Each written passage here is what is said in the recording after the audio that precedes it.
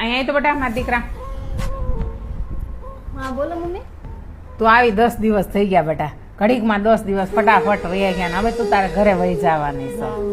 મારે તને એક વાત કહેવાની. હા મમ્મી 10 દિવસ તો ફટાફટ વહી ગયા. આજે તો મારે વહી જવાનું છે હવે. બેટા મારો કેટલા દિવસથી વિચાર છે કે મારી પાસે મારી હીરાકંઠી અને વીટી પડી છે મારે તને દઈ દેવી છે. પછી આ ઘરમાંથી તારી ભાભી દે કે ન દે એનું કાંઈ નક્કી નહીં. મારી પાસે છે ને મારે તને દઈ દેવું છે.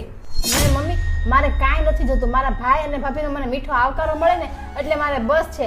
અને ખરા સમય તો છે ને વહુ જ કામ આવે. તમને કંઈક થાય ને તો મારી વહુ સેવા કરશે. હું સેવા કરવા નહીં આવું. હું તો આગી છું તમારાથી. તમે તમારી વહુને આ બધું આપો અને એને રાજી રાખો. મારે કાંઈ નથી જોતું. તમે મને પહેલાં આપ્યું ને મારે બહુ બધું છે અને મારે ત્યાં પણ સારું જ છે. હા બેટા હોય તારી હાવ સાચી વાત છે. તે મારી આંખ ઉઘાડી દીધી. અને મારી દીકરી તું લાલચું નથી ને એટલે સારું છે બેટા.